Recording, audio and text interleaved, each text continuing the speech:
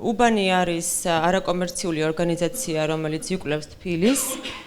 ჩვენ გვაქვს რამდენიმე მიმართულება, მათ შორის საგამომცემლო მიმართულება, კვლევის მიმართულება, ასევე მუშაობთ ციფრული კარტოგრაფიის პროექტზე და გვაქვს ეს რაღაც საჯარო პროგრამა. საჯარო პროგრამა გულისხმობს თვენახევარში ერთხელ გამოფენების და საჯარო ლექციების ორგანიზებას.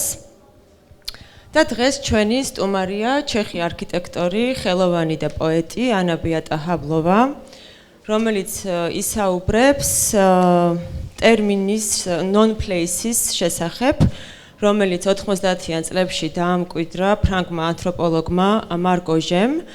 ანა ამ ტერმინს თავისი პერსპექტივით იყენებს და ის აღწერს ამ ტერმინის ქვეშ ქალაქში არსებულ მიტოვებულ მარგინალურ სივრცეებს და ის საუბრობს ამგვარი სივრცეების არსებობის პოზიტიურ და ნეგატიურ მხარეებზე, ძირითადად პრაღის მაგალითზე.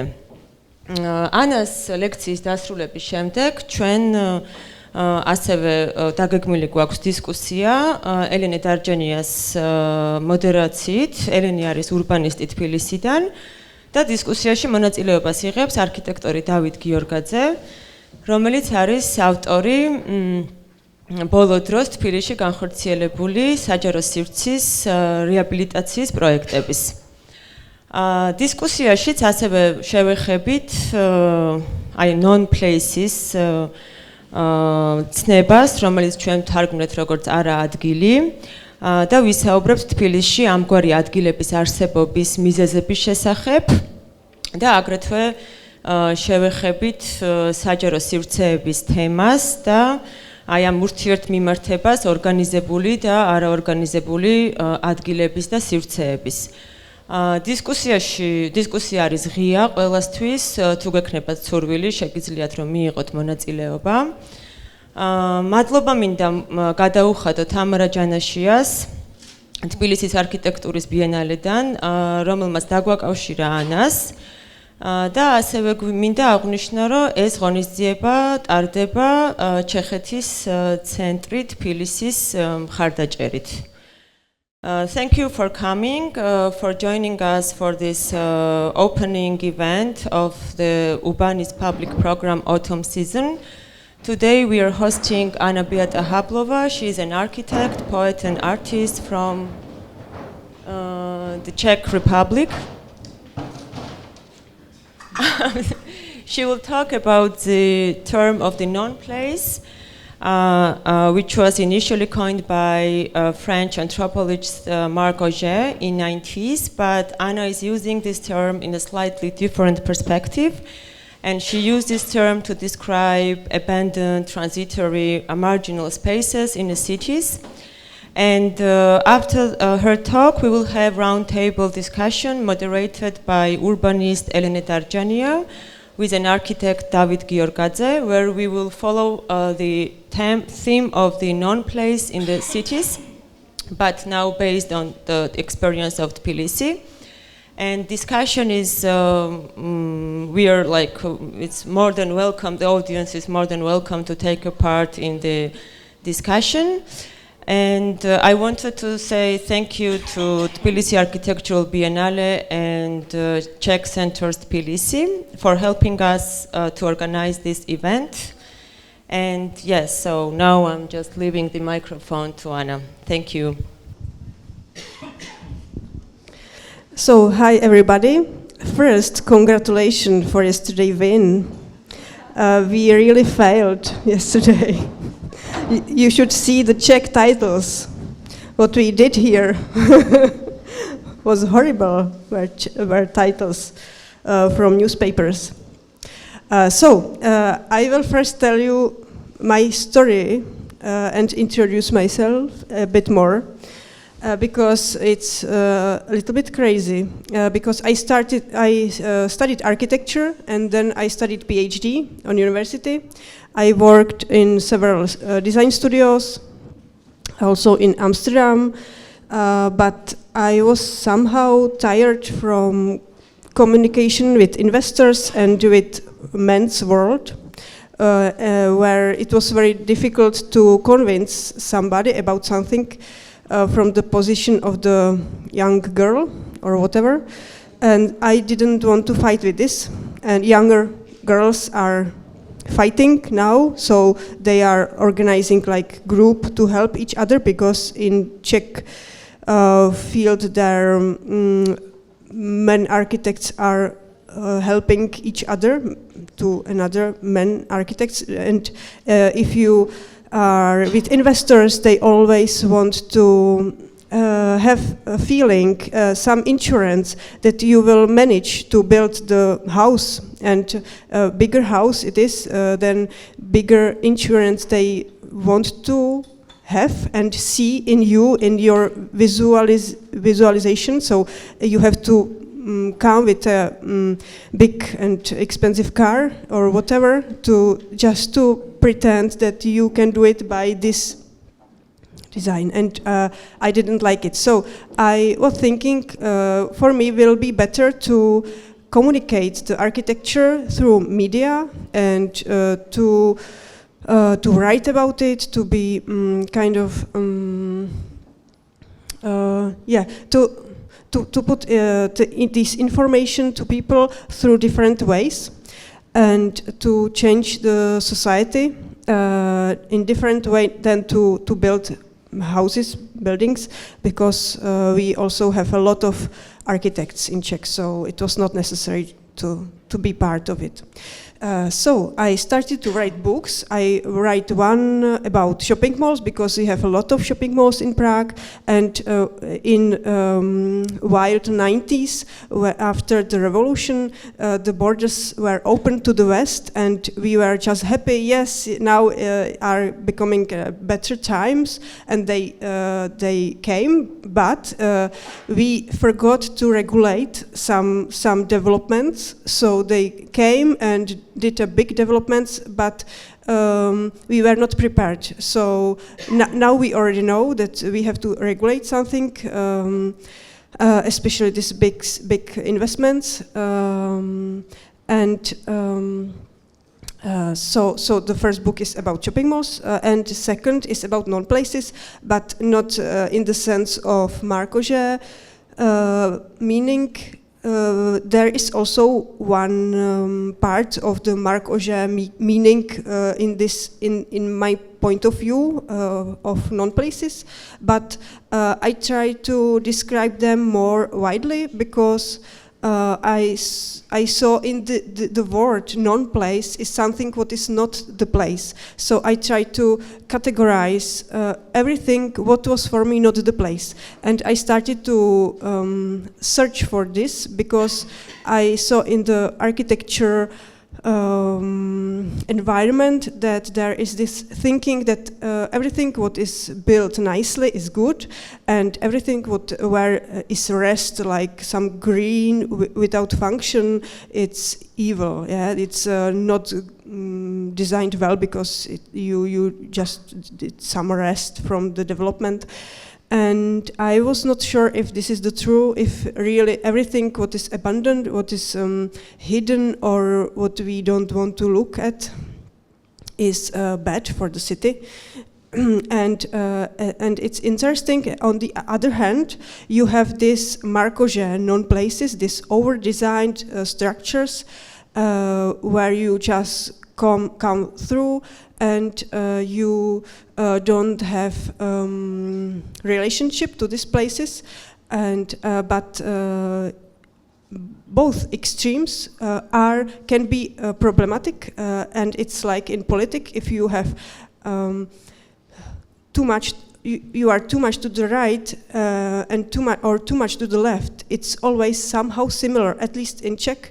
If you are aggressive right or aggressive left in politics, it's always somehow not very good. So I think it's the same with the urbanism, with city. It's very important to have some sense for good proportion, for the good measure, like with the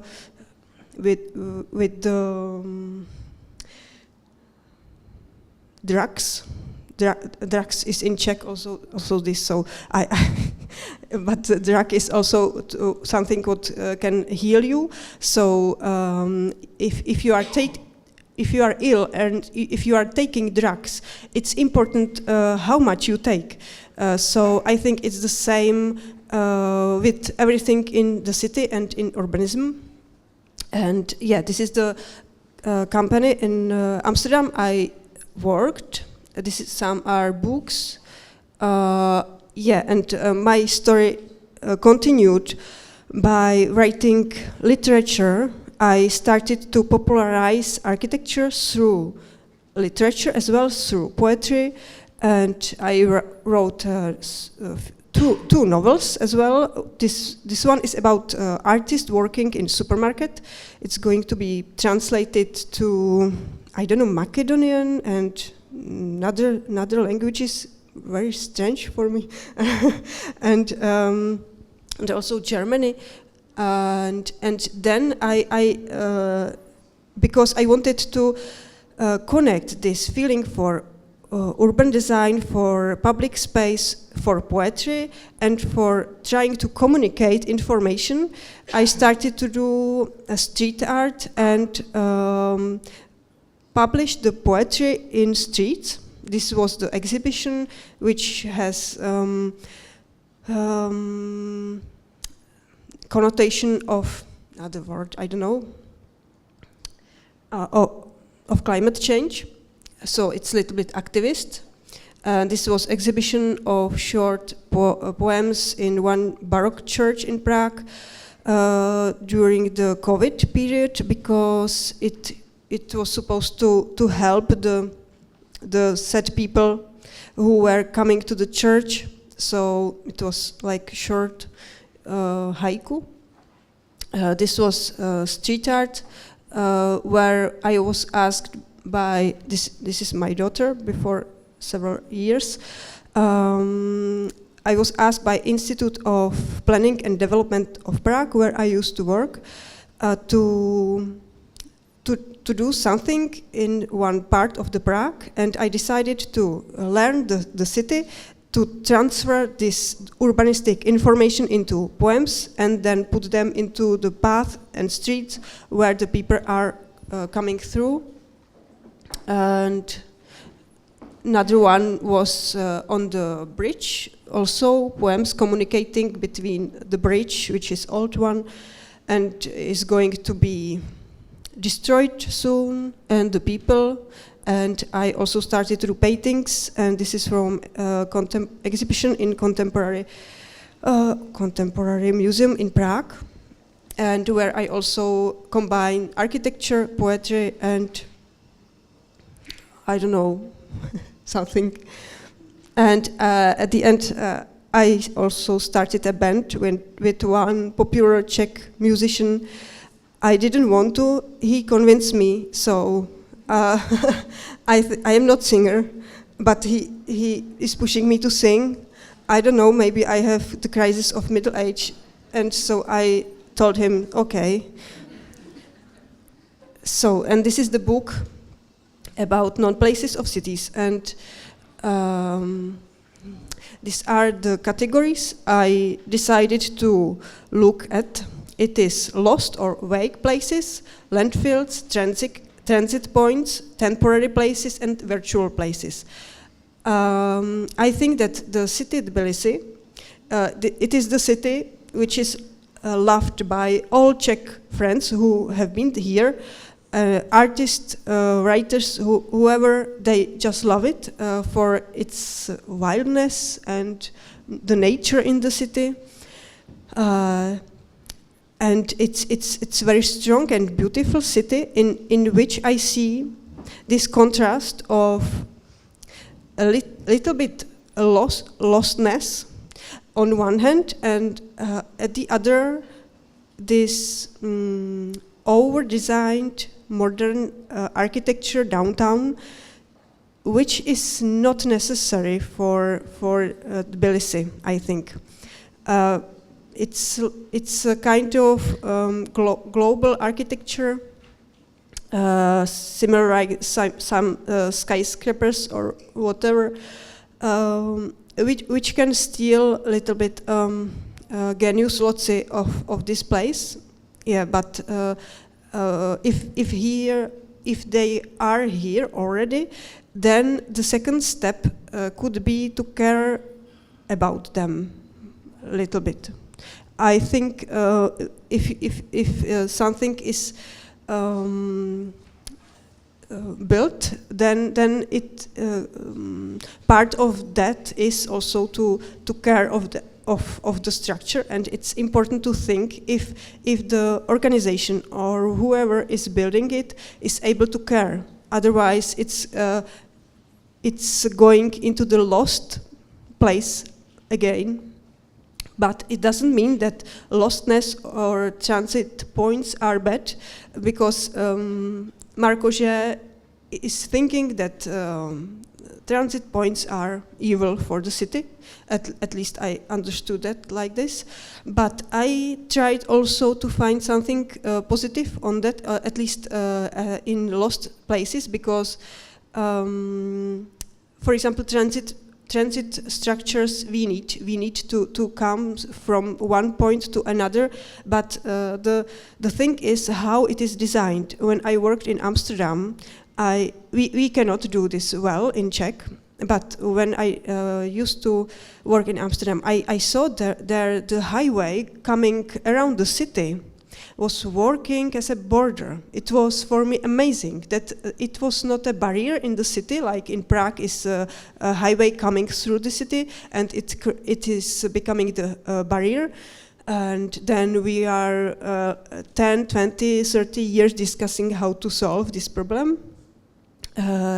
But in Amsterdam, they did it so smart that after the highway, it's just fields beginning there, and it's some kind of border of the city becoming the nature, and somehow stopping the city, because what is problem of Prague, and I don't know how it's with Tbilisi, that we have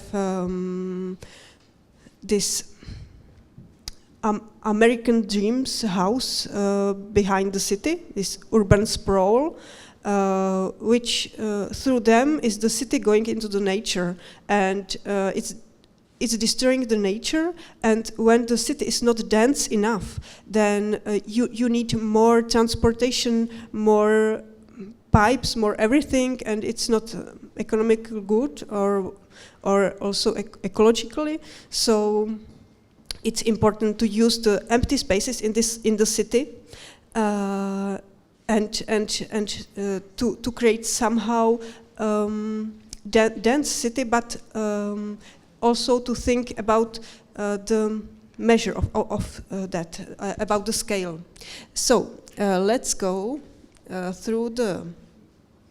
I wanted to say also what the city is for me, because there is one thing again about the scale.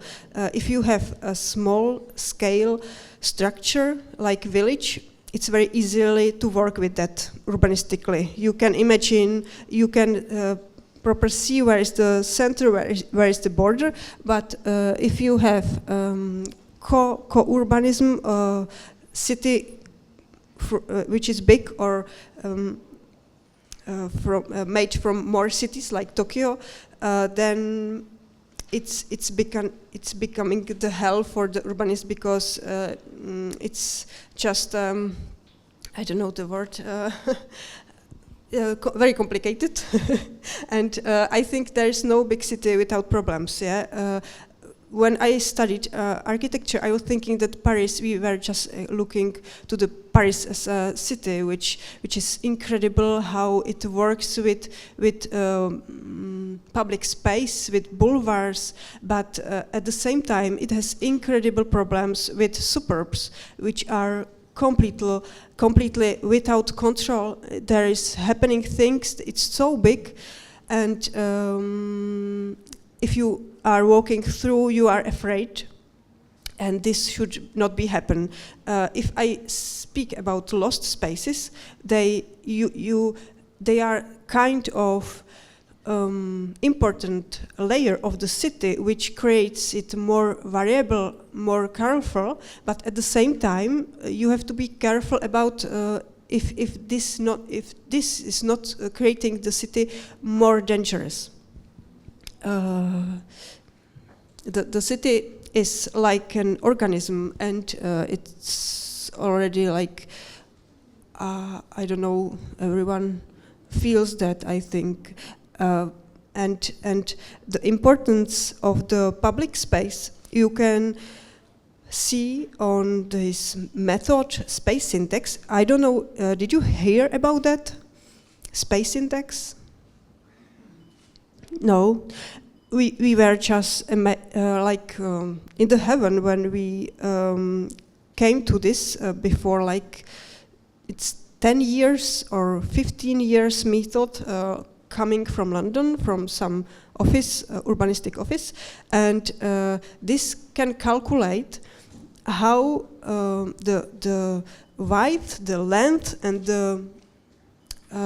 the system of streets can influence how the people will use it. And I find it incredible, and it shows that on public space it's really something very important. More important than the design of the building is how you shape the public space. How long is the street? How big is the square? And how it communicates, because and this shows that the city is like the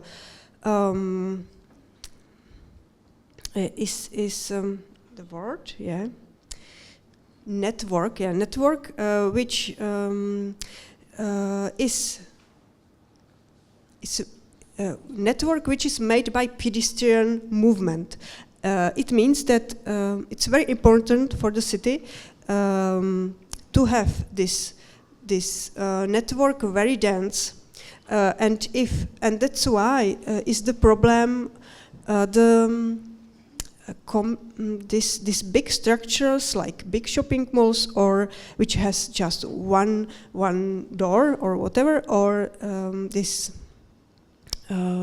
over-designed flats for living, gated communities, because they create a big hole in the city, and you cannot go through, and it's like a disease for the city, because this part of the city are like if you cut your hand or whatever. So, and this method shows you how important the public space is. And I like this picture because it shows, I'm longer than I should be maybe, the environment of the development of the city, and when the lost spaces or non-places came, in which time, because this is comparing the city with egg. If you have boiled egg, you have the yellow part is the city center, then you have the borders, and this can be compared to ancient city. If you have right at egg, then it's the city of the 17th, 18th, 19th century. The borders are already going away, and the city is coming to the nature, and the center is like, yeah, going also bigger. But the modern city, which was thinking that it's good to have a clean city, like to have here just housing estate, here will be the highways, here parks, and here shops, big shopping malls later or whatever, then it started to create these scrambled eggs, this kind of, I don't know how to, I have bad words in Czech, so you will not laugh, but it's fact up, fried and fucked. And so in this time, the periphery is coming to the center, and the centers, like shopping centers as well are coming to the borders. So everything is messed, and in this time, most these non-places are born, and a lot of them are also lost or vague spaces, which are places where the nature is taking the architecture or the city. And these spaces have one very positive thing, that our biologist loves them because there are living birds and incredible plants and animals who cannot live anywhere else. So these places are like very important places for nature, and I love one in Prague, which is abandoned pool, where the nature is coming through that, and if you see that from the bird view, there is kind of trailer, and if you zoom to that, you can see that there are kind of garden as well, and there is living a man, and I met him. He's actually very, very kind, and he used to be homeless, but through thanks to this wax place, he could find some home. And yeah, this is the trailer. This is from inside. Some girls he met, so he took photo. And I wrote a short story about this man as well. And so it's a very interesting place for me, but it can exist thanks to that this part is not so big. So it's not like half of the city is abandoned. It's just a small part near to the river. On the right side is river and train and highway, and on the left is rock. So no investor is going to build there anything. And another vague places can be brownfields or peripheries or housing estates as well. This is from another city than Prague, but we have also housing estates on the border from communist era, from Soviet era, and there is living like 1/3 of the population of Prague. It's a lot. Some people love that, some hate. The positive thing about our housing estate is that it's near the nature. I'm curious, then I will ask you later if you have also some advantage in your housing estates. Another one can be areas around highways, railways, gap between houses. Also for me, lost spaces are around about because you cannot walk through that. This is Prague as well, and you can see here first prize competition where this won because this design let the people go through this roundabout, and it created a walking space. Detroit, you know, was also abandoned city, and the story of this city is very interesting because there were Object Orange artistic group who designed. Who decide to paint the buildings orange because they wanted to show on the problem, and they pushed the city to do something with the houses. You for sure know that this city was depend on automobile production, and if the city has just one work, then and this work is going away, then the city has big problems. Jane Jacobs said, I think. So this is the case, and the solution for this city was that the city decide to people who stayed in this part, abandoned part, to give some parts of vague places to them. So it became bigger. These parcels, these houses became bigger, and the people could care about bigger parts, and it belonged them. So they wanted to care. Another theme is landfills. I will be quick here, but here is interesting for me that part of Manhattan was built on landfill. It's concretely, it's Battery Park.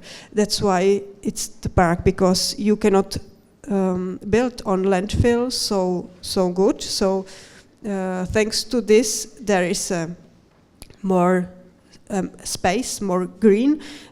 And this landfill was made from building these two skyscrapers and also from tunnel.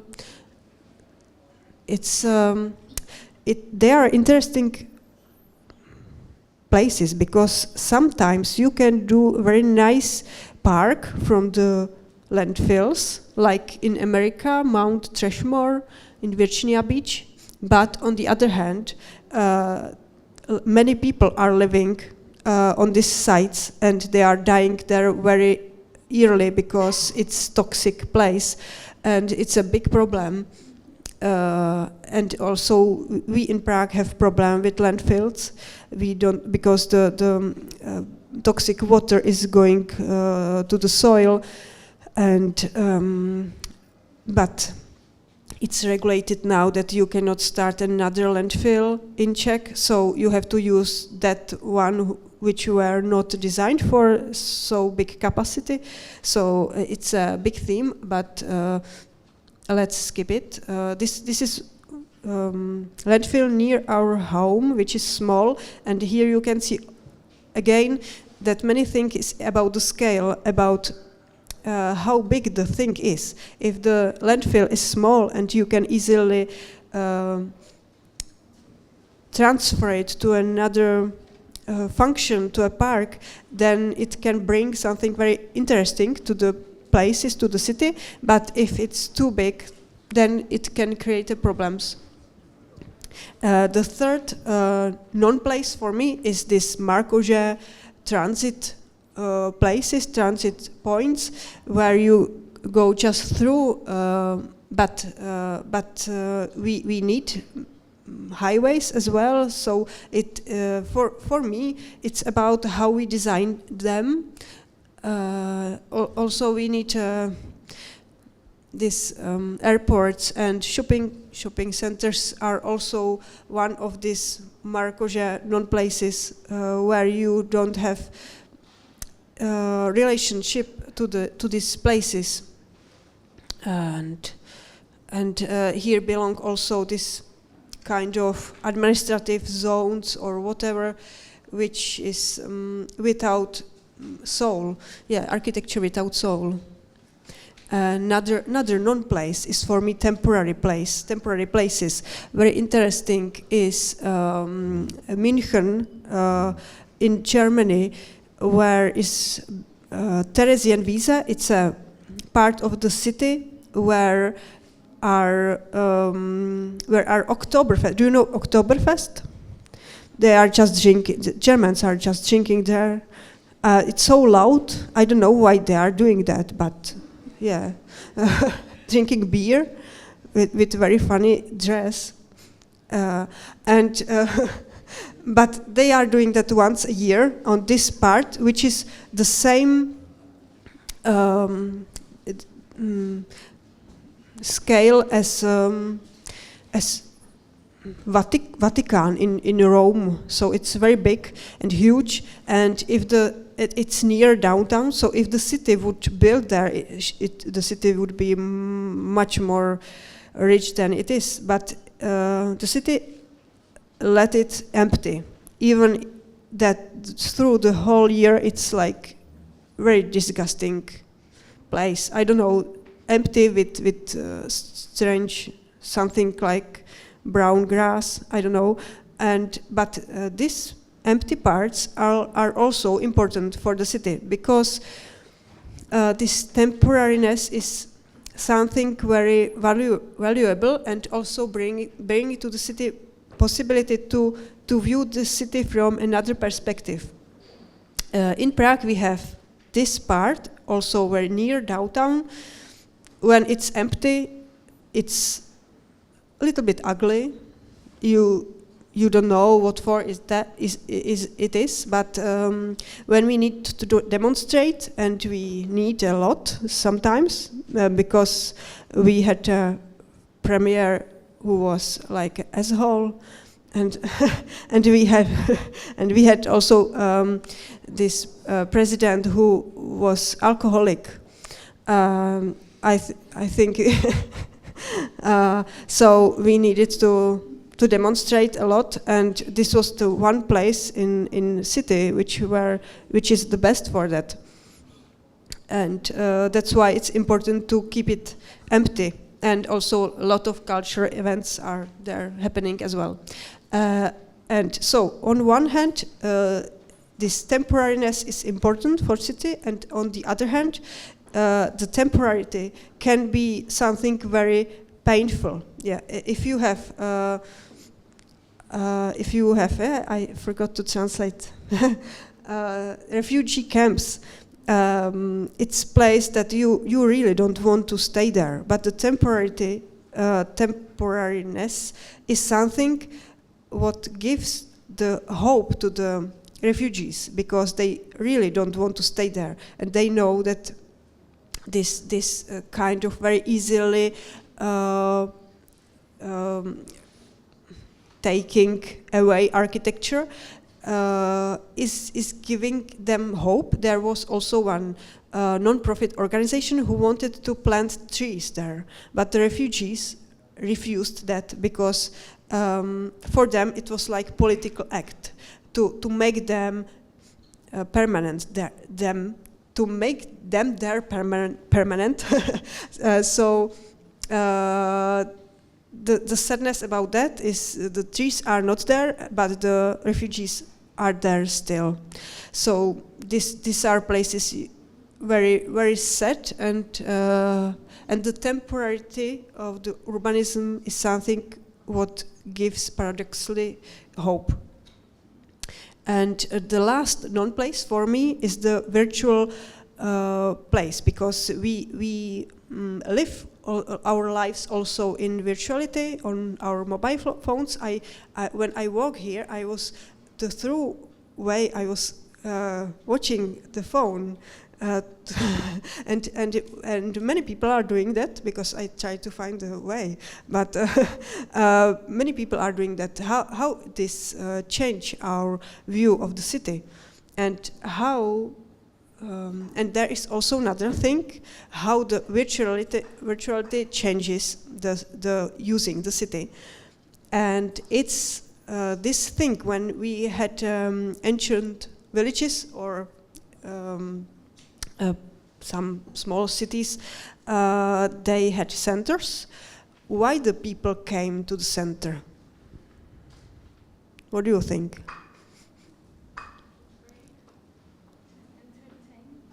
Entertain, work.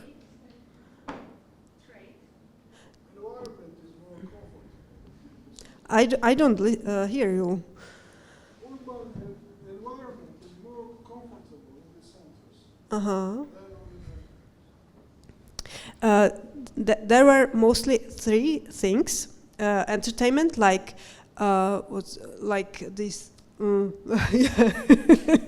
The second was water, because there were this. Do you know the word?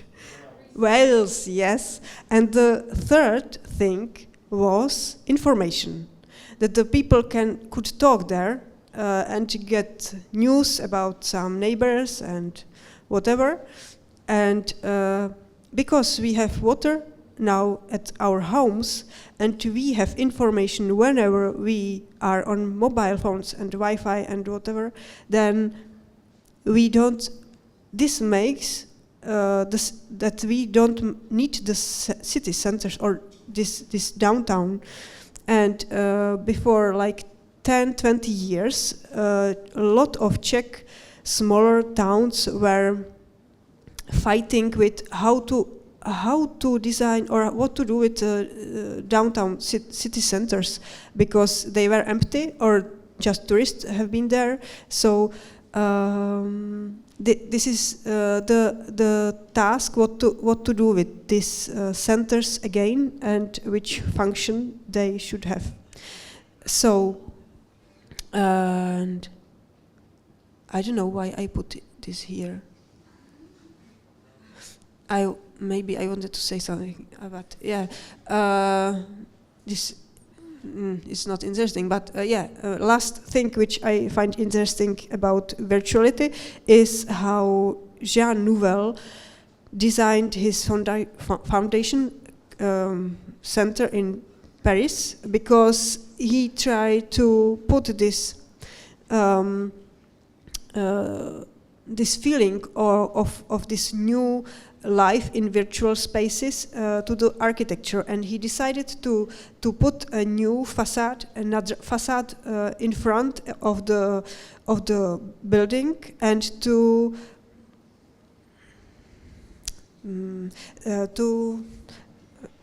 blur its boundaries. So the thing that the virtuality is doing with the cities is also blurring a little bit. So thank you very much.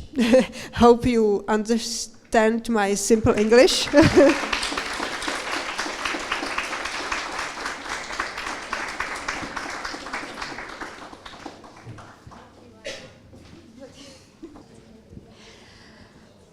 მე ვარ Elena Darjania, ვარ ქალოგეგმარებელი და დღეს გავუძღვები ამ დისკუსიას.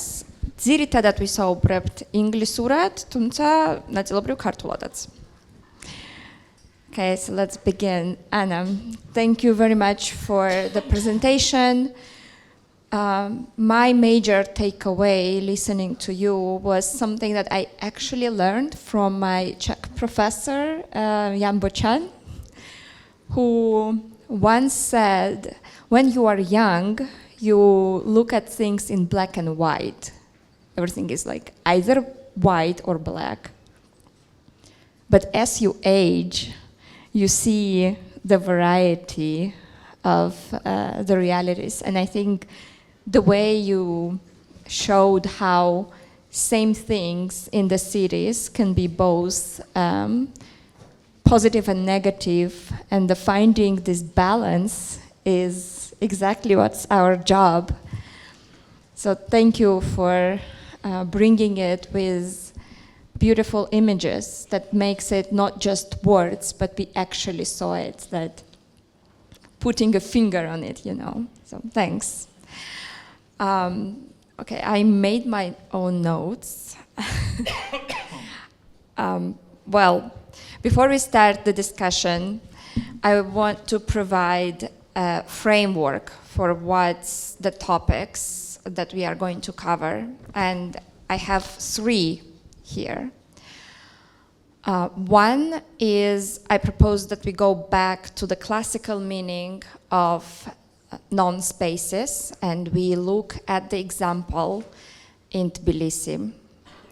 Second, it will be a discussion about life of public spaces in post-socialist cities, how the concept of public space has shifted, reimagined.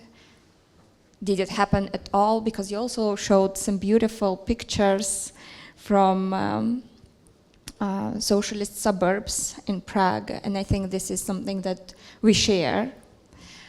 And the third topic is what I call meta overview of old towns, because you cannot talk about Prague and Tbilisi without mentioning old cities, old part of the cities. because those are the areas that we would consider the ultimate places that are rich in history, rich in social interactions. This is where culture is produced. But at the same time, those are the cities that attract those over-designed development, as you mentioned in your presentation. So those are three main topics. And let's begin with the first one about classical meaning of non-spaces. And this is a question to David. David Giorgadze, architect from Tbilisi, if you don't know him, but I'm pretty sure that everyone is familiar. You know. Everyone is familiar with his work. Thank you for joining us.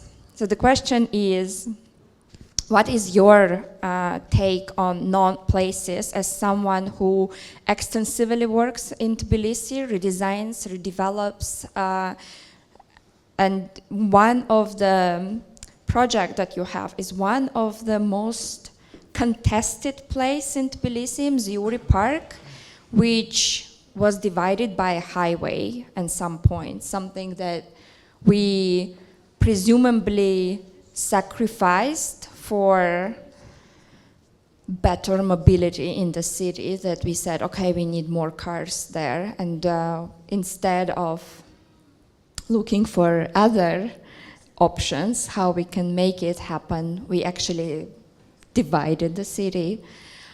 But then something very important happened, which was redevelopment of Mziuri Park, where architects tried to find new meanings. So this is my question, and David, to you. Can you please tell us the story of your project and what was your goal and ambition as an architect when working in Mziuri Park?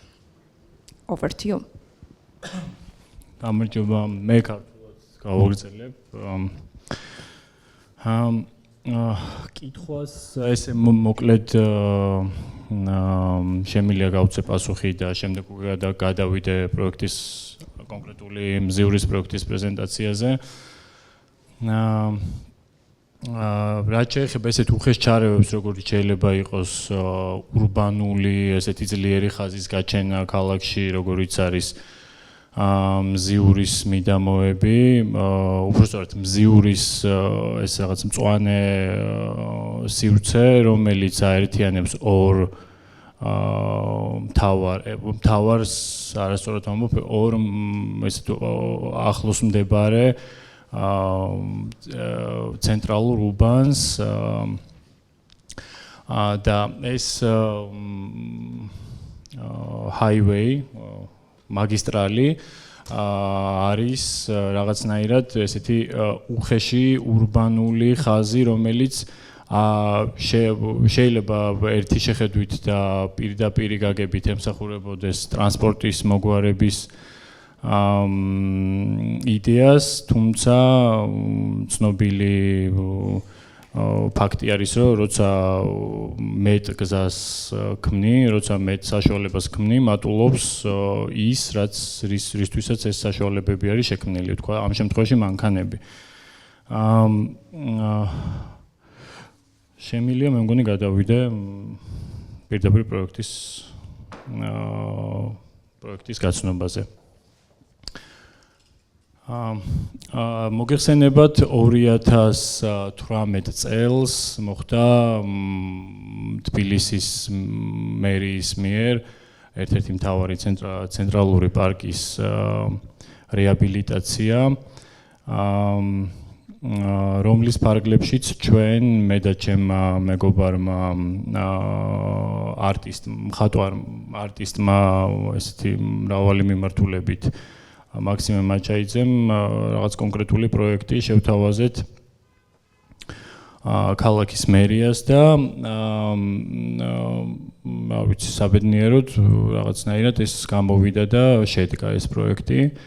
სრულიად დაუგეგმავი იყო, რომ ეს პროექტი უნდა განხორციელებულიყო მზიურის რეაბილიტაციის ფარგლებში, მაგრამ რადგანაც როგორც ახალი სივრცე, რომელიც უჩვეულო და პროფესიონალურად პროფესიონალური თვალსაზრისით სკეიტინგის მიმართულებით არ იყო მანამდე მაგალითი თბილისში და ჩვენ ამას თავაზობდით და რაღაცნაირად ეს დიალოგი შედგა და პროექტი შესაბამისად შედგა. ჩვენ როცა რაღაცნაირად ეს სურვილი გამოვთქვით, დავიწყეთ კონკრეტული ზონის ძიება მზიურის ფარგლებში და ესე თვალსაჩინოდ გამორჩეული ადგილი ვიპოვეთ და მივაგენით რაღაცნაირად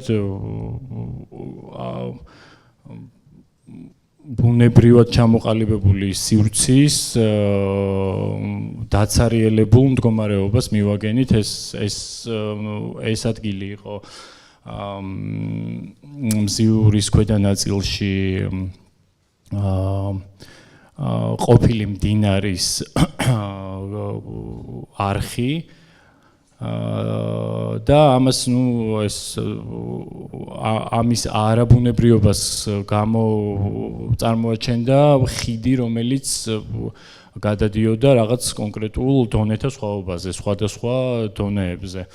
და ეს თვალსაჩინოება რაღაცნაირად კითხვებს აჩენდა და მივედით იქამდე, რომ რაღაცნაირად მივხვდით და გამოვიკვლიეთ, რომ აქ ამ კონკრეტულ ადგილას იყო მდინარე და ეს მდინარე 2018 წელს უკვე აღარ იყო და ამის შედეგზე მოგვიანებით მოგითხრობთ.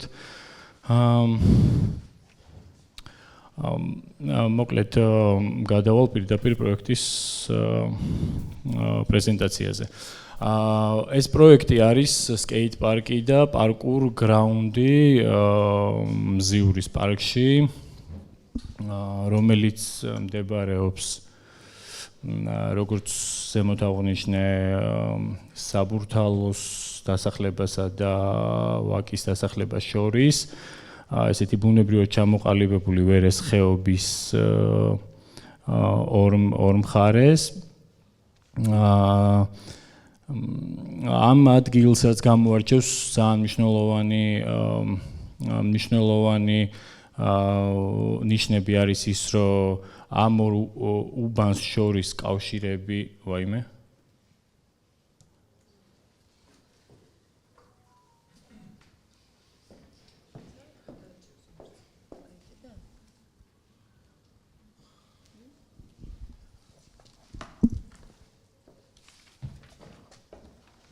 ამ ორ უბანს შორის კავშირები ფაქტიურად მინიმალური არის, რაღაცა ხიდებით და ესეთი არა საქალაქო კავშირებით არის წარმოდგენილი. ხოლო რაც აქ გაჩნდა ეს ზემოთხსენებული highway მამან უფრო გაართულა ეს რაღაცა ურთიერთდამოკიდებულება ამ ორ მდებარეობას შორის, გულისხმობს საბურთალოს და ვაკეს.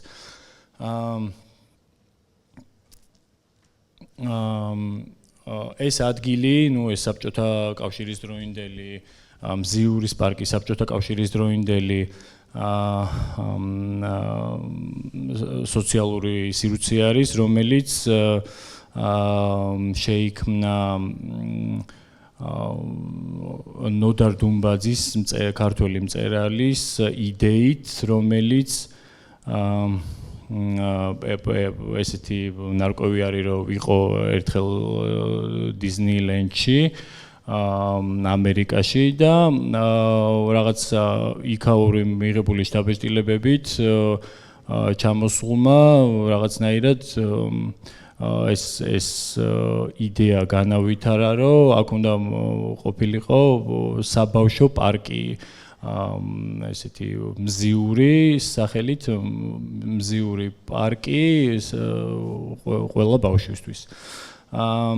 და ეს პარკი რაღაცა თემატურად, როგორც მაშინ პირდაპირ ესმოდათ პირდაპირი სოციალისტური ქანდაკების გაგებით ესეთი ფორმით რეალიზდა, სხვადასხვა სხვადასხვა ტიპის ატრაქციონებით და არ ვიცი ერთგვარი ამ გადმოსახედიდან შეიძლება რაღაცნაირად ესე დავინახოთ, რომ საბჭოთა კავშირის დროს, საბჭოთა კავშირის მიწაზე წარმოდგენილი რაღაცნაირად გეტო დისნილენდი შეგვიძლია უწოდოთ, იმიტომ რომ არანაირი რაღაცა ინფრასტრუქტურული კავშირი არ ქონდა იმ დისნილენდთან, რომელიც ორიგინალი იყო და ეს არის ესეთი რაღაცა საბჭოთა და პოსტსაბჭოთა ამბავი, რომელიც დღემდე ვთქვათ იმ რაღაც საკვანძო მომენტამდე მოვიდა, რომელიც მოხდა 2013 წელს. ამ მდებარეობაზე გამოვყოფ აი ამ ხეობას, რომელზეც ზემოთ ვისაუბრე, ეს არის, ეს იმიჯები არის 2006, 2011 და 2024 წლის მეფები ზემოდან დანახული და აქ მნიშვნელოვნად ესეთი გამორჩეული არის მდინარე ვერეს არსებობა, რომელიც ფაქტიურად აყალიბებს ამ ხეობას და ამ ხეობის თქვათ ჩრდილოეთ და სამხრეთ მხარეს, ჩრდილოეთ მხარეს აბურთალოს, სამხრეთ მხარეს ვაკის დასახლებას და იქ არსებულ მდინარეს აი რაღაც ესეთი მორფოლოგია აქვს, ესეთი ძირითადი არხი, რომელიც მოძრაობს. მოედინება ზედა წყნეთის მიდამოებიდან ნელ-ნელა მდინარეთ გარდაიქმნება და აქ თბილისში უკვე რაღაც ამ მდინარის ფორმას იძენს და კონკრეტულად ამ ადგილას, სადაც მზიურის პარკი არის, აკეთებდა, აი ვთქვათ 2006 წლამდე ესე შესართავს, ხო? ანუ განაყოფს, რომელიც შემოდიოდა მზიურის ტერიტორიაზე და შემდეგ ისე უერთდებოდა ძირითად არხს. 2010 წელს მოგეხსენებათ ეს ჰაივეი გააკეთა თბილისის მერიამ და ამ ინფრასტრუქტურული პროექტის განხორციელების შედეგად მოხდა ესეთი რამე, რომ ეს მდინარე მოექცა კონკრეტულ არხში, კერძოდ აი თქვათ ამ ხიდის ქვეშ მდინარისა და გზის გადაკვეთაზე მოექცა ლითონის მილებში და ამ არხმა დაკარგა თავისი უბრალოდ ეს არხი ჩაიხსნა, მოეჭრა და ეს ტერიტორია დარჩა ფაქტიურად რაღაცნაირად ამ წყლის შესართავის გარეშე. ეს არის 2011 წლის იმიჯი და ეს არის უკვე დღევანდელი Google-ის წყაროდან აღებული იმიჯი.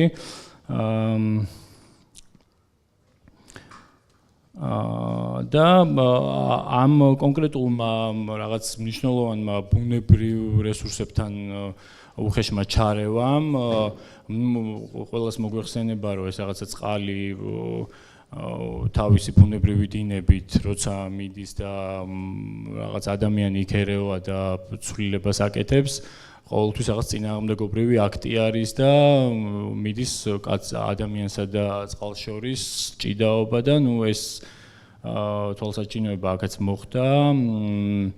2013 წელს ყველას მოგეხსენებათ მოხდა დატბორვა, რომელიც გამოწვეული იყო იქ რაღაც წყაროებიდან, უბრალოდ საწყისიდან ამ მდინარის, სადაც მოხდა ჩახერგა, იქ რაღაცა იმის რა ქვია კაშხალის ეფექტი შეიქმნა და რაღაც დიდი ოდენობით წყალი დაგროვდა და შემდეგ გამოხეთქა და ჩამოვიდა ეს მაღალი წნევით თბილისში და როგორც აღმოჩნდა ეს 2010 წელს შექმნილი მილები, რომელშიც ეს მდინარე ვერ მოექცა, ვერ ვერ უზრუნველყო ამ მილებმა ამ ოდენობის წყლის გატარება და მოხდა დატბორვა და ამ დატბორვამ ინფრასტრუქტურული ზიანის გარდა რაღაცა სიცოცხლო ზიანიც მიაყენა ქალაქს და ამ დატბორვის შედეგად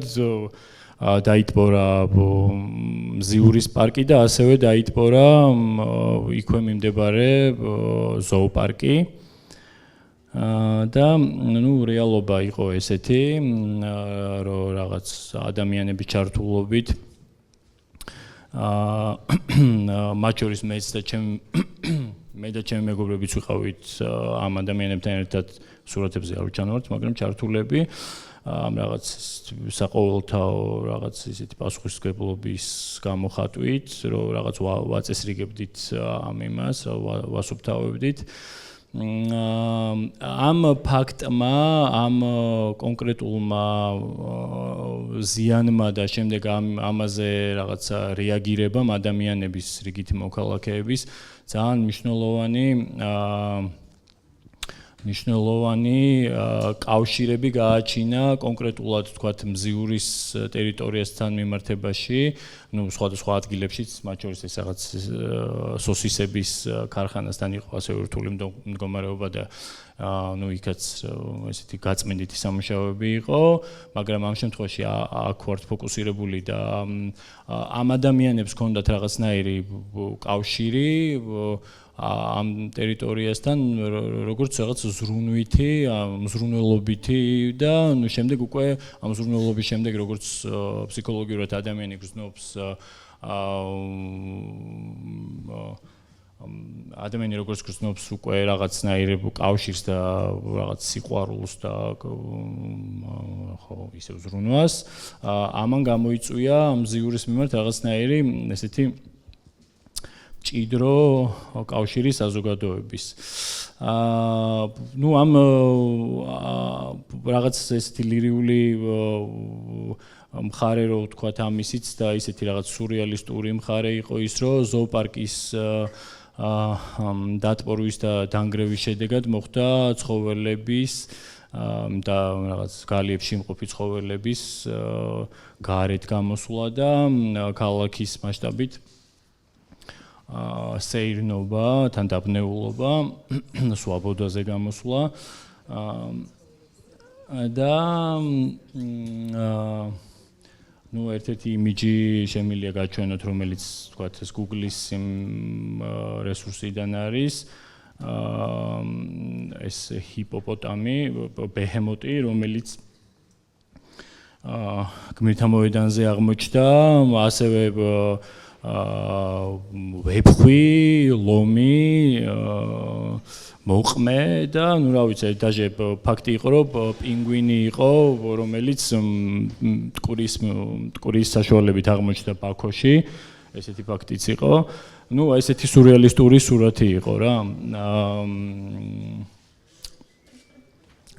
ეს ერთგვარი პასუხი შეიძლება იყოს ელენეს კითხვასთან, რომელიც ესეთი გაუაზრებელი ურბანული და ინფრასტრუქტურული ჩარევით შეიძლება მოხდეს და გავაგრძელებ. Like disaster as a placemaker, and then I crossed it actually how care is important in the city, how care is creating places and new meanings in the city. That there was a dialogue, something that I also see connection to Anna, your work, when artist collaborates with the city.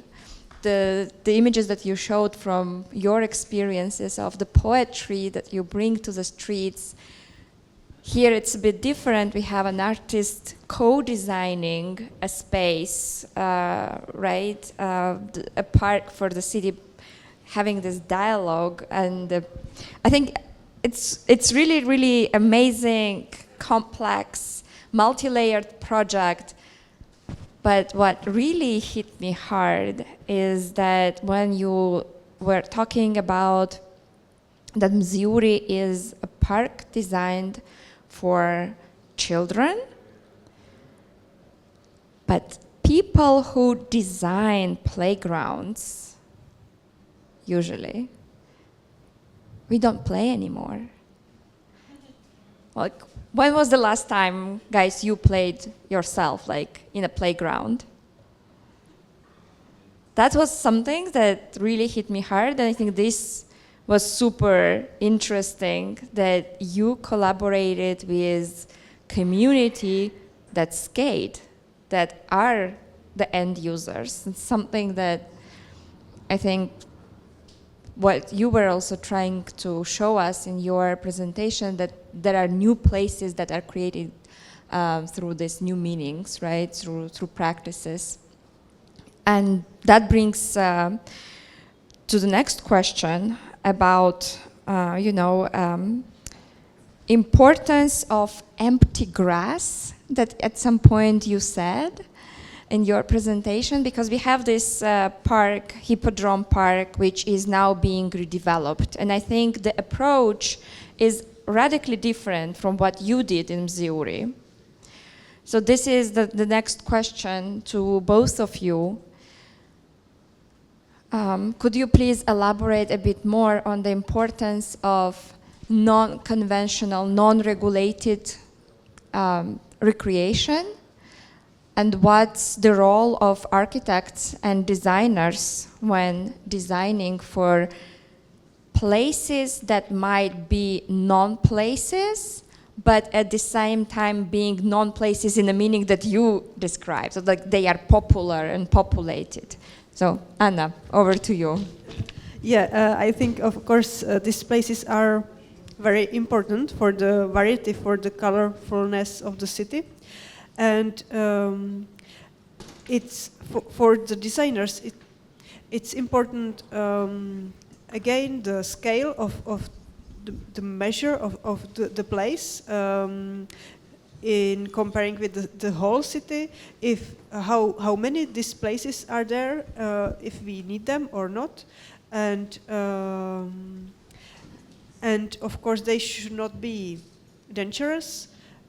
But if they are not, they are incredible places for creativity and for people who just don't need to be said what they should do and where to sit and whatever.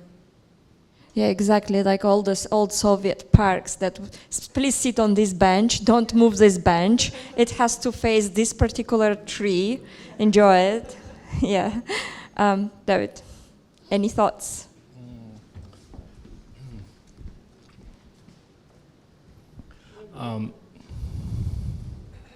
რა თქმა უნდა, აი დავით უპასუხებს და მე აუცილებლად. თუ შეგიძლიათ ინგლისურად უფრო კარგია რომ ყველამ გაიგოს. მაგრამ თუ შეიძლება მოდით დათოს მოვუსმინოთ დათოს პასუხს და მე კითხვებს აუდიტორიისგან. მადლობა.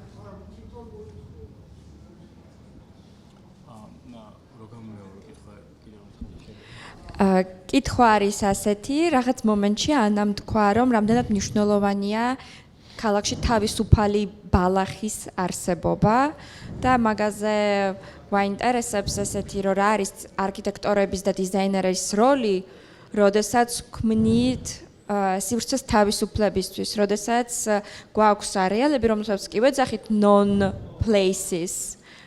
მაგრამ ამავდროულად მათ აქვთ რაღაც თავისი ხასიათი, რომელიც არის მაგალითად იპოდრომის პარკი დღეს და რა სტრატეგიები უნდა გამოვიყენოთ არქიტექტორებმა ამ შემთხვევებში.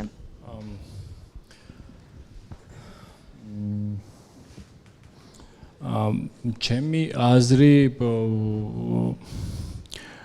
კონკრეტულად რაღაც ეს თავისუფალ მდელოსთან მიმართებაში შეიძლება იყოს ის, რომ თავისუფალი სივრცე ამ შემთხვევაში თვითორგანიზებული ბუნებრივი ბუნებისგან შექმნილი და დროის მიერ ჩამოყალიბებული ნიშნებით შეიძლება იყოს ძალიან მნიშვნელოვანი. იმდენად რამდენადაც შეიძლება რაღაცა ინვესტიცია, ვთქვათ, პირობითად ინვესტიცია გაკეთდეს ეს რაღაც ფინანსური, ენერგიული და ენერგიის მხრივ რაღაც კონკრეტული სივრცეების გასაუმჯობესებლად, მაგრამ ასევე ძალიან ესეთი ოქროს გასაღები იყოს დამალული, სადაც ჩვენ შეგიძლია რომ გააკეთო რაღაცნაირი ესეთი დიდი ინვესტიცია, ვთქვათ, პირდაპირ დამოკიდებული ვთქვათ, მშენებლობაზე მორგებული ეკონომიკისთვის რაღაცა სარგებელი შექმნა და ასევე შექმნა მინიმალური შეხებით, მინიმალური რაღაცა მიმართულებების მიცემით. ძალიან კაი მაგალითი არის, რასაც ამბობ იპოდრომის მაგალითი, რომელიც სრულიად თავსმოხვეული არის და მე ვთვლი, რომ არის რაღაცნაირად ამ პოლიტიკური ისტებლიშმენტის, დღევანდელი ისტებლიშმენტის რაღაცა ისეთი ძლიერი წინადადება, რომ რითიც გვაჩვენებენ, რომ ვთქვათ, იქ რაღაცა იაპონური ბაღი იქნება, იქ რაღაცნაირი ტიპის ბაღი იქნება, რაღაცა გზათა სისტემა იქნება. თუმცა ამ იპოდრომის მოცემულობამ რეალობაში გვაჩვენა ის, რომ ამ პარკს არავითარი ხელყოფა არ ჭირდება. აი მაგალითისთვის შემიძლია მოვიყვანო ბერლინში არსებული Tempelhof, რომელიც არის ძველი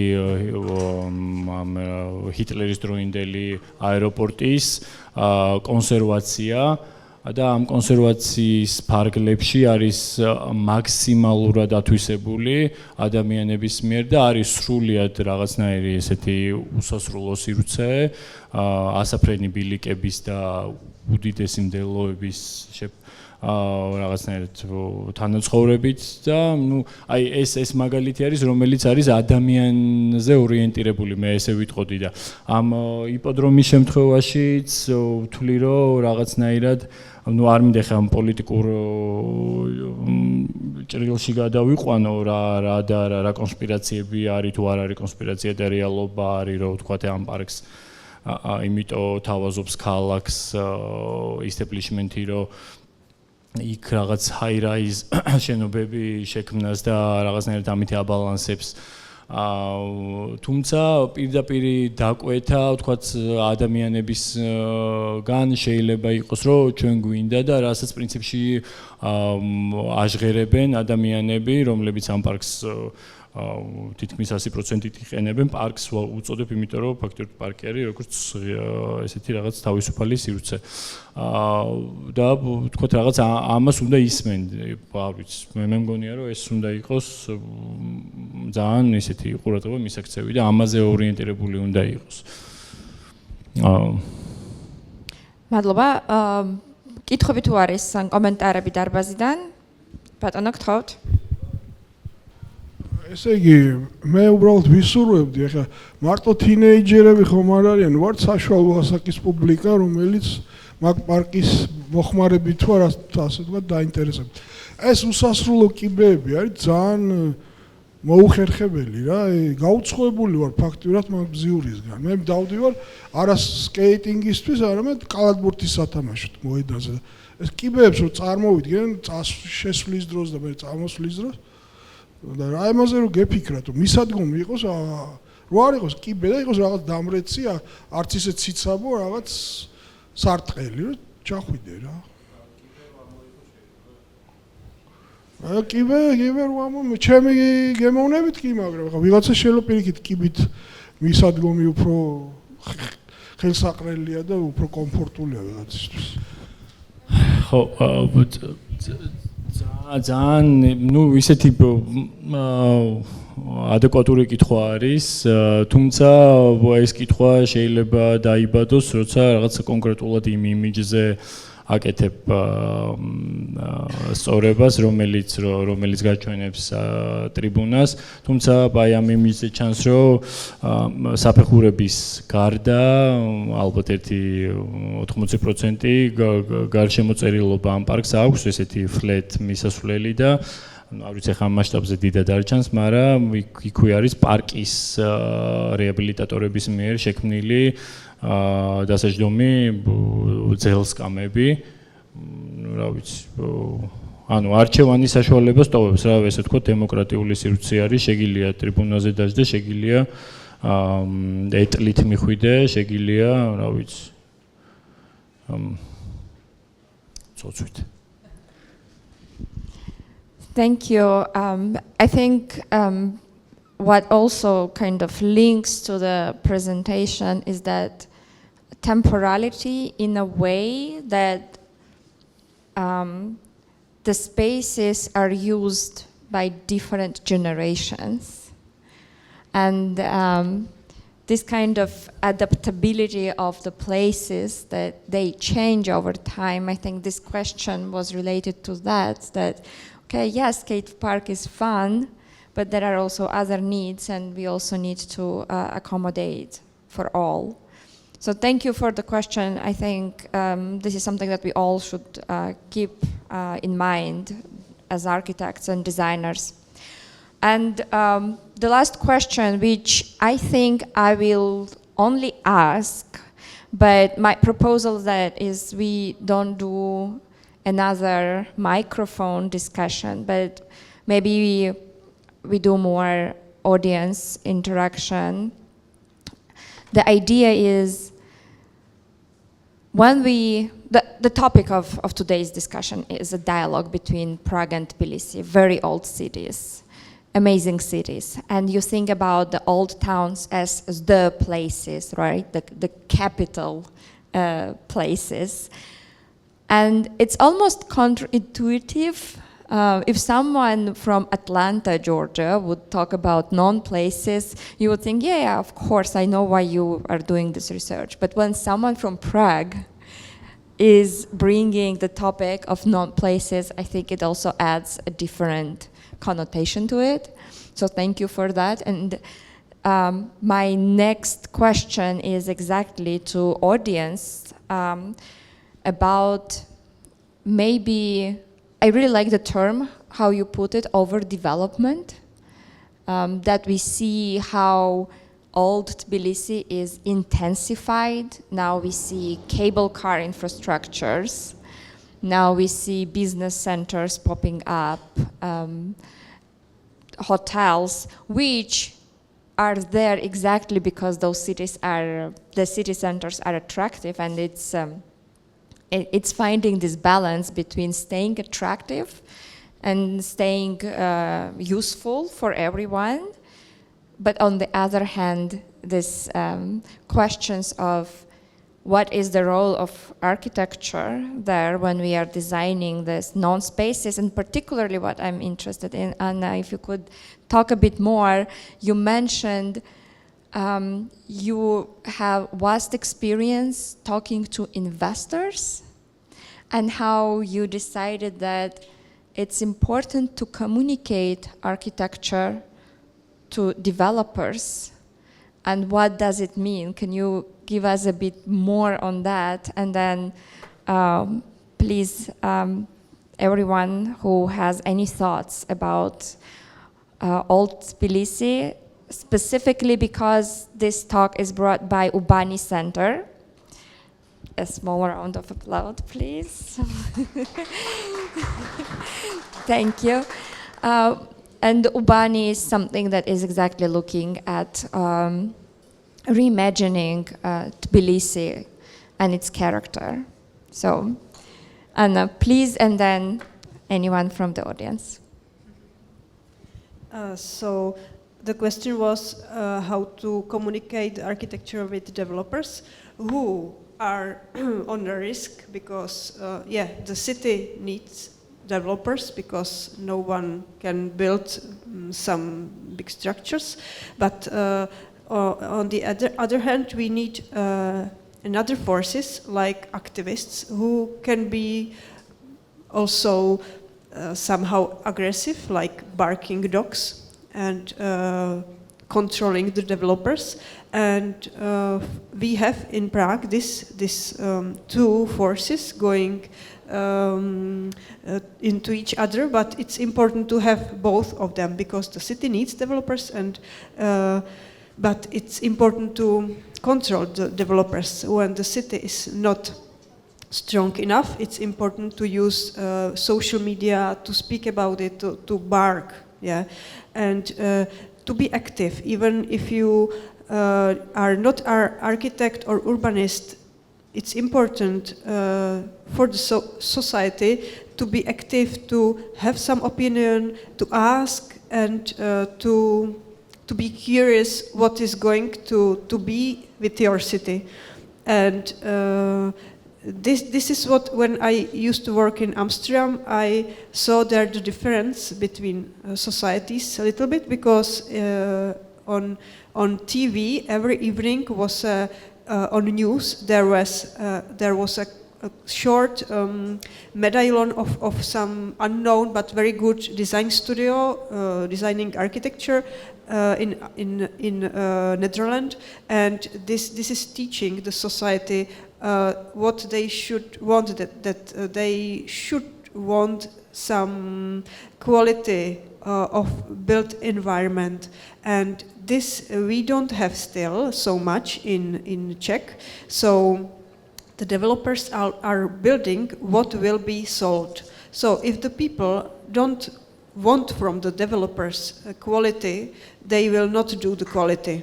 So it's important from random people who are buying whatever to want the quality from the developers. And it's important to speak about the topics in public and in media as well. Thank you. Thanks. David, audience. Yes, please.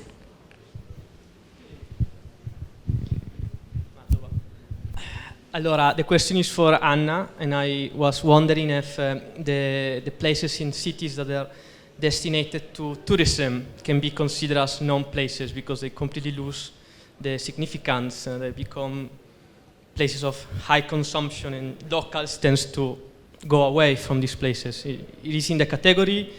Can we consider these places also as virtual places as well? Because it seems like tourism tends to, I go to a place, I publish online, and my presence is more virtual than actual real. If you can elaborate. Yeah, if downtowns are also somehow non-places. Yeah. Yeah. We have it in Prague as well, that some places are completely like eaten by just tourists and nothing more is there, just consumption. And before this lecture I was thinking about downtowns with tourists as well, like it could be another category of non-place, because tourism is stealing soul a little bit from cities and places. And I do in Prague like walking through streets which are parallel, but the tourists don't know them. So I try to use, but somehow I feel it's stolen. The places I used to use, they are somehow stolen now in Prague. And maybe we can continue this discussion. Thank you so much for the question. There is another question coming, but yeah, we are staying here still to mingle with each other after that. So. Gavarjova. First of all, thank you so much for interesting presentations for Anna and for David.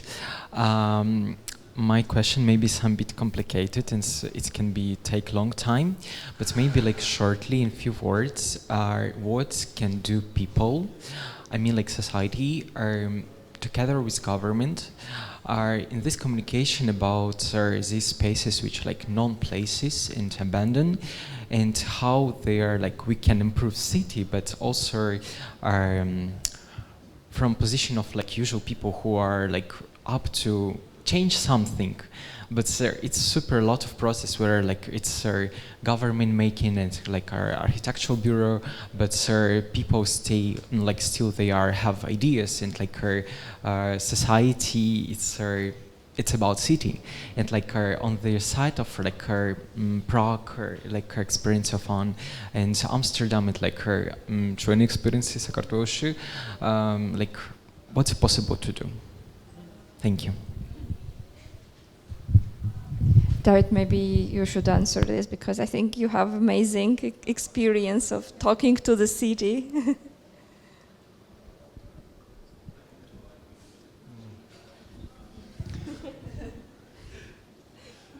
Can you shorten in some sentence small question, because it was. Can you ask again? How it's make easy this process between society and like our architectural bureaus, governments? Let's make this process about change much faster. Like on your experience with Missouri Park, like in your experience with Missouri Park, it's a really good collaboration with Max Machaidze, and like that's here it's a dialogue between like two sides, like her new generation and like her architectural bureau, like you, and like for example for this time, what is there like possible to do that's make it easy process like dialogue with governments in this way? From my side of view, it's really complicated, because when we, I can use this project as an example. When we did this project, it was like interest of government and interest of society. It was like coincidence, and for example, I can talk Georgian reality. So everything about political.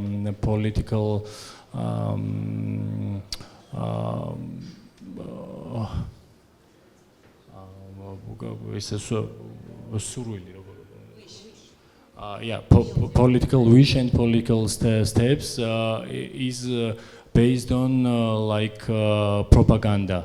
You know, if some kind of move, some kind of steps are popular for politicians and policy, so it's you can go straight.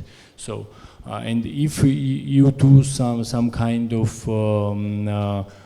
things for society, and it has no coincidence about political vision, so it's rejected every time.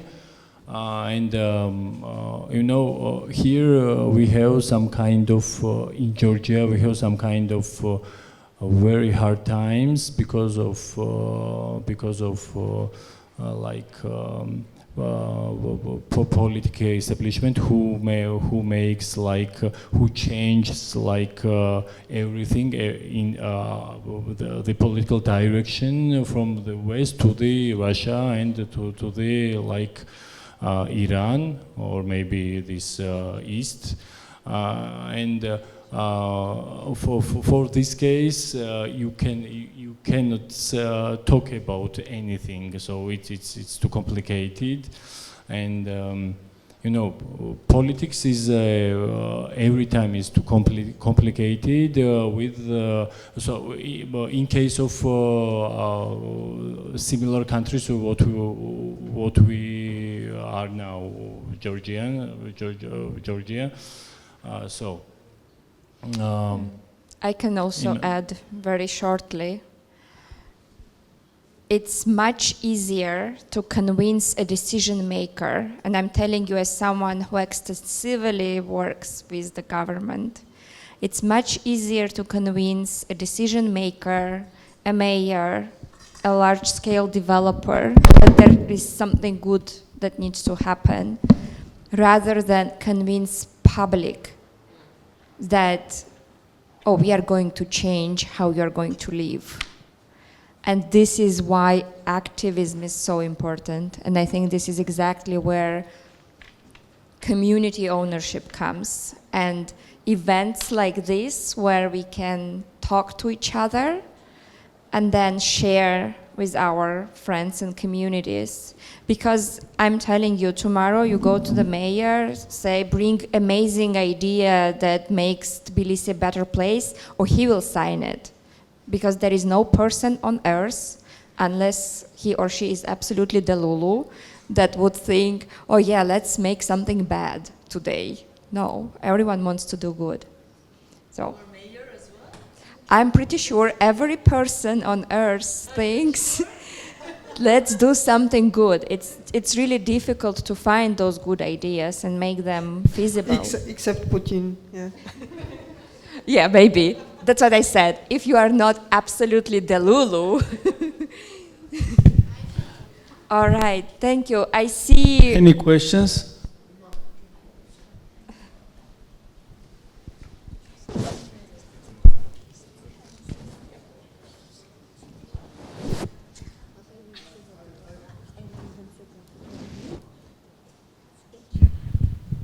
I have a question to Anna. You are using term no place, yes? No place, non-place, yes. And in my impression, this term has associated with a social term and political term, no-go zones. And no-go zones means places which have also criminal background. And you asked the question why we choose to living in the center than on the peripheries. That on the peripheries exists this problem of criminal background of such districts. And what can you say? Is something improved from?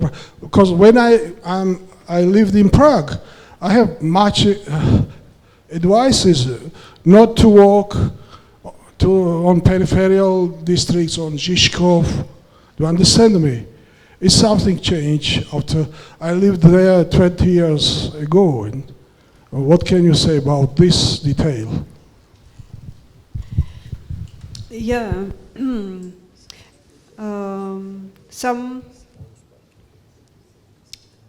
It's important to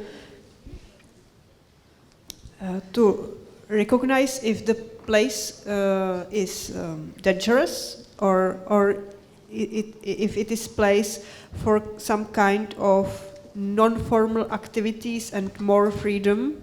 And of course, when the places are dangerous, there is some problem, and it's important to solve the problem. And the solution is not that we erase away the people who are problematic. We have somewhere gypsies, but they are like a little bit wider. I'm tired already.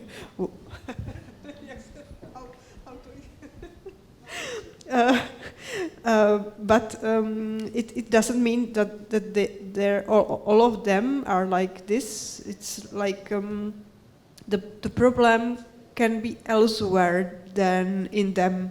So it's about to try to solve the problem, and the solution doesn't have to be to create from the non-place some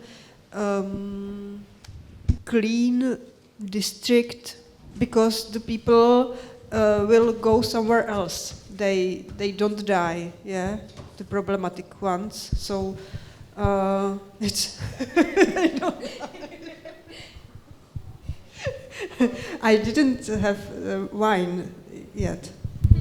Yeah, Yes, well, a very good point. Maybe we could close this discussion. Thank you, everyone.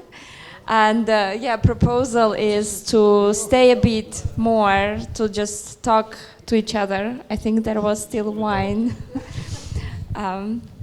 Yeah, let's give a round of applause to our participants. Thank you. Thanks. Thank you.